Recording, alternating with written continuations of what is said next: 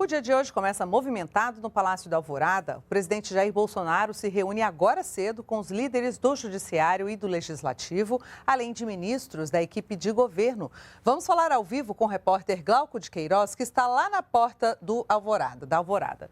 Bem, Glauco, qual é o assunto, qual o tema dessa reunião hoje? Bom dia. Olá, Daniele, bom dia para você, bom dia a todos.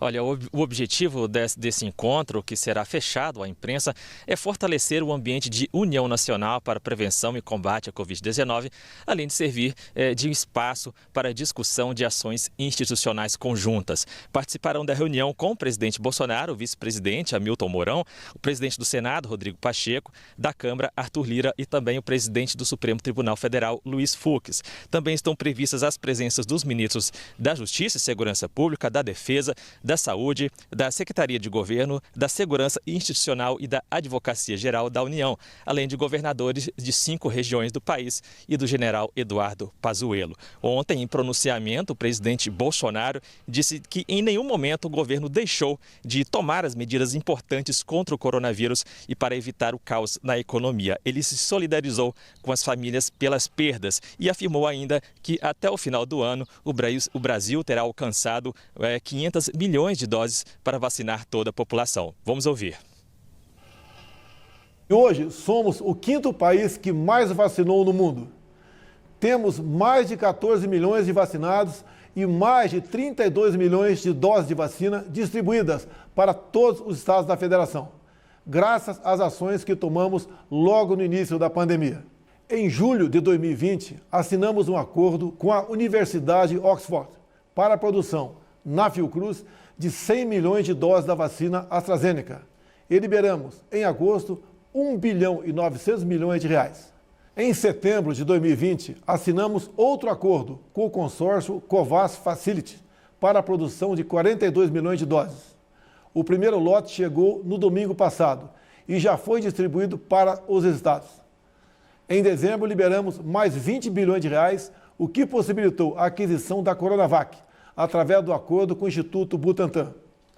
Sempre afirmei que adotaríamos qualquer vacina, desde que aprovada pela Anvisa.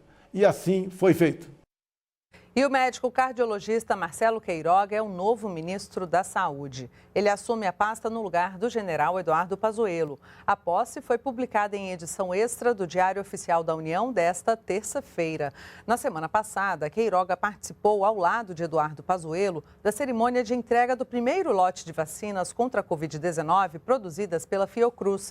De acordo com o governo, o novo ministro atende aos critérios técnicos exigidos para o cargo, com ampla experiência em saúde e gestão. Ainda sobre saúde, nesta semana, o Ministério da Saúde enviou mais 5 milhões de doses da vacina contra a Covid para todo o país. E o governo federal também começou a entregar mais de 1 milhão de unidades de medicamentos necessários para a intubação de pacientes graves, em parceria com 2 empresas fabricantes. Das 5 milhões de doses distribuídas para os estados e o Distrito Federal nessa nova etapa, 1 milhão vem da primeira remessa da vacina da AstraZeneca Oxford produzida pela Fiocruz e outras 3 milhões e 900 mil doses são da Coronavac, produzida pelo Instituto Butantan. As do Butantan foram destinadas à primeira dose de profissionais de saúde e idosos de 70 a 74 anos. Já a vacina da Fiocruz contempla comunidades ribeirinhas e quilombolas com a primeira dose. A escolha foi feita considerando que essas comunidades possuem difícil acesso e a segunda dose do imunizante da Fiocruz tem um intervalo maior para ser aplicada, de 3 meses. O Ministério soma até agora 25 milhões de doses enviadas para o Brasil desde o dia 18 de janeiro. E para evitar o desabastecimento de medicamentos do chamado kit intubação, como sedativos e bloqueadores neuromusculares para os hospitais públicos, o Ministério da Saúde firmou uma parceria com 2 farmacêuticas. O laboratório Cristália se comprometeu a fornecer 1.260.000 unidades de medicamentos nos próximos 7 dias, quantidade suficiente para abastecer o SUS por uma semana. E a empresa Eurofarma vai entregar 212 mil ampolas para todo o território nacional. Em nota, o Ministério informou que esta integração pública e privada permite que os medicamentos cheguem nos estabelecimentos de saúde em menos de 72 horas. A empresa União Química também vai enviar até 30 de março 1.400.000 unidades de medicamentos usados para intubação de pacientes. Mais de 7 milhões de contribuintes já enviaram a declaração do imposto de renda. A maior parte enviou pelo programa da Receita, 7% pelo celular ou tablet e 1% utilizando o ECAC, o certificado digital. E um projeto piloto da Receita Federal vai permitir que o contribuinte possa acessar a declaração pré-preenchida. Esse acesso será aberto para quem tem cadastro na plataforma digital do governo, o gov.br. A partir do dia 25 de março, contribuintes que não têm certificado digital também poderão ter acesso à declaração pré-preenchida do Imposto de Renda 2021. O acesso será possível com a integração dos canais digitais da Receita Federal e o gov.br. O universo é ampliado de 4,8 milhões, que era até o ano passado, para até a população, nem todos são declarantes, mas os 96 milhões de brasileiros que hoje têm conta no gov.br. Para ter acesso, o contribuinte precisa ter uma conta no portal gov.br e o cadastro precisa estar classificado entre prata e ouro, ou seja, com mais informações de validação, como, por exemplo, o reconhecimento facial já registrado nos canais do Denatran, Detran e TSE.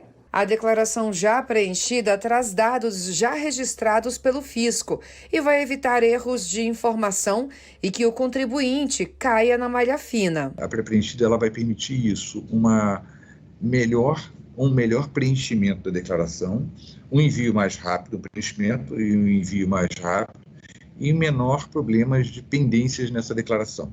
A ideia é facilitar para o contribuinte, evitar que ele caia na malha, evitar erros e omissões que acabam dando dor de cabeça para todo mundo. O Conselho Federal de Contabilidade recomenda que o contribuinte aproveite a facilidade para agilizar a entrega da declaração. Principalmente aqueles que não estão com todos os documentos, mas não deixe de conferir os dados e, na dúvida, consulte um contador. E falando sobre imposto de renda, você sabia que quem recebeu o auxílio emergencial em 2020 precisa declarar o benefício? Veja na reportagem de Márcia Fernandes. O prazo para acertar as contas com o Leão começou no dia 1º de março e segue até o dia 30 de abril. A regra é a seguinte: se você ganhou mais que R$ 22.847 no ano passado, precisa fazer a declaração. Se você ou um dependente recebeu o auxílio emergencial e o rendimento anual ficou acima desse valor, o benefício precisa ser informado e o imposto correspondente deve ser pago. Isso vale inclusive para quem está no cadastro único ou é beneficiário do Bolsa Família. No site do Ministério da Cidadania é possível verificar o valor total recebido, quando foi pago e quem foi a fonte pagadora. Esses dados devem ser declarados em total de rendimentos. Esse rendimento do auxílio emergencial e o auxílio emergencial residual, que foram aquelas parcelas de R$ 600 e R$ 300 que a população recebeu, eles precisam ser declarados como rendimentos tributáveis. Eles vão ser somados aos rendimentos que a pessoa já recebe de salário, aluguel ou qualquer outra fonte. A Receita Federal orienta a verificar se alguém recebeu o auxílio usando o seu nome. Neste caso, é preciso procurar a polícia e registrar a ocorrência e também informar o governo federal pelo mesmo site. Lá tem todas as instruções necessárias esclarecendo as diversas situações de fraude possível e o que fazer, os valores que constam como recebido. Você já ouviu falar da plataforma Registrato? É um espaço digital personalizado do Banco Central que disponibiliza informações bancárias de pessoas físicas e jurídicas. Contas esquecidas, dívidas não pagas ou fraudes financeiras, tudo pode ser conferido no mesmo lugar. Até mesmo as movimentações com Pix já podem ser consultadas. Pela internet é possível acessar num só lugar dados sobre conta corrente, poupança, aplicações, empréstimos e dívidas existentes em qualquer banco ou financeira do país. As informações que o cidadão pode obter do registrado são gratuitas, são seguras e estão à disposição 24 horas por dia. Toda a vida financeira do usuário está disponível no Registrato e, recentemente, foi incluído na plataforma a lista dos bancos e instituições financeiras onde o cliente possui uma chave Pix. Uma facilidade na palma da mão que evita problemas como o ocorrido com o seu Pedro. Após ter os documentos roubados, uma empresa foi aberta no nome dele. Não posso abrir mais conta, comprar em lojas, então ficou muito difícil. Uma ação de solidariedade. No Distrito Federal, famílias de baixa renda receberam doações de cestas básicas. A ação faz parte do programa Pátria Voluntária. Para conseguir carregar os alimentos, Lucineide precisou da ajuda do filho Brian. Esforço que o menino fez contente.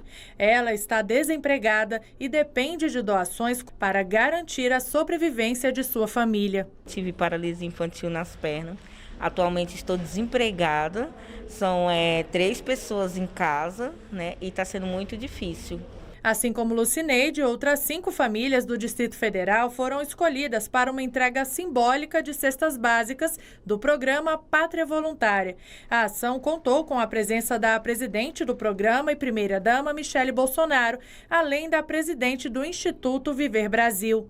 1.500 cestas da Pátria Voluntária para essas famílias cadastradas aqui no Instituto Viver Brasil. Então, isso é de super importante para as famílias aqui do DF. Com as doações do Pátria Voluntária, mais de 1.500 cestas serão distribuídas pelo Instituto Viver Brasil este mês. Os alimentos vão beneficiar famílias carentes aqui de Ceilândia e outras cidades, como o Sol Nascente, Samambaia e Santa Maria. A prioridade do projeto é ajudar as comunidades vulneráveis e incentivar o voluntariado em todo o país. O programa Pátria Voluntária foi criado em 2019 e só no ano passado investiu mais de 5 milhões de reais em ações emergenciais e projetos. Foram mais de 472 mil pessoas beneficiadas em ações sociais. Nesse momento tão difícil de pandemia que nós estamos passando, lockdown, muitas pessoas perderam a única renda que tinha em casa e a gente sabe que realmente as pessoas mais simples são as que mais estão passando por dificuldade neste momento. E o Brasil em Dia termina aqui. As reportagens de hoje você confere nas nossas redes sociais.